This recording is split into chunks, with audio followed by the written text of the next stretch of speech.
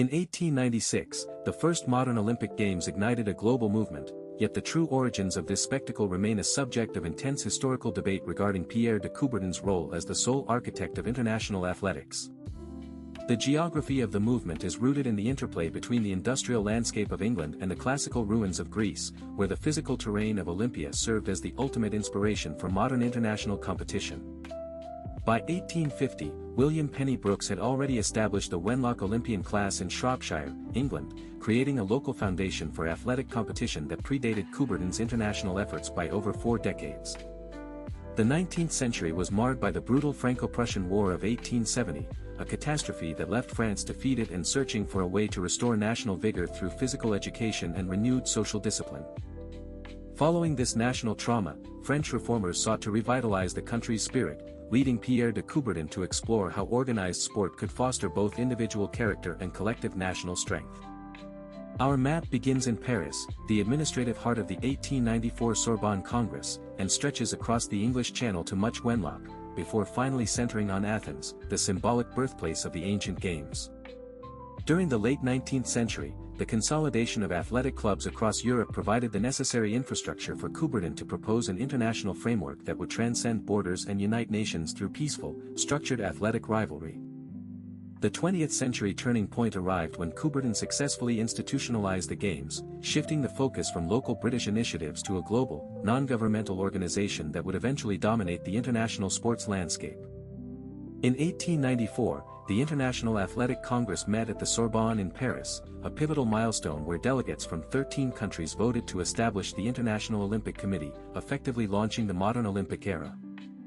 The rise of the Olympic movement coincided with a period of rapid industrial growth, allowing the IOC to leverage new technologies and global transportation networks to expand the reach of the Games far beyond their modest beginnings. Historians have long warned that Coubertin's idealistic vision of pacifism often clashed with the reality of rising nationalism, as countries frequently utilized the Olympic platform to project political power rather than fostering genuine international harmony.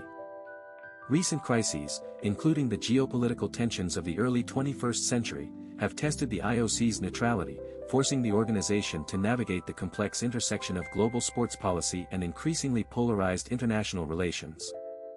Before the 1894 founding, athletic movements were largely fragmented and nationalistic, whereas the post-1894 era saw the creation of a standardized, globalized system that prioritized international participation over purely local or regional sporting traditions. The human cost of these grand ambitions was often felt by the athletes themselves, who faced significant financial and social barriers to participation, particularly in the early years when travel was expensive and professional training was virtually non-existent.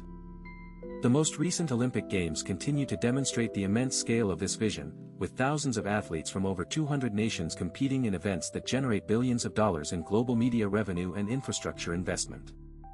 Science and archaeology played a crucial role in this revival, as the German Archaeological Institute's excavations at Olympia, beginning in 1875, provided the physical and historical context that Coubertin needed to legitimize his modern, international project.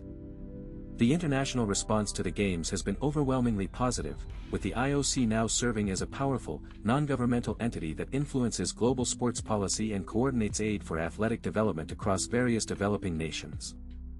Today, the legacy of Pierre de Coubertin is preserved in the Olympic Museum in Lausanne, Switzerland, where archives and artifacts document his complex journey from a French educator to the founder of the world's largest sporting event. A lesser-known fact is that Coubertin initially intended for the Olympics to include artistic competitions, such as architecture and literature, reflecting his belief that the Games should celebrate the full spectrum of human intellectual and physical achievement. Ultimately, the story of the Olympic Games serves as a reminder that geography, history, and policy choices are inextricably linked, shaping how we perceive the role of international cooperation in an increasingly interconnected and often divided modern world. Coubertin's tenure as IOC president lasted 29 years, during which he navigated the challenges of World War I and the shifting political landscape of Europe, ensuring the survival of the movement through institutional stability and rigorous administrative planning. Pierre de Coubertin died in Geneva in 1937, leaving behind a global institution that, while built upon the foundations laid by predecessors like Brooks and Zappas, remains the definitive architect of the modern international sporting era.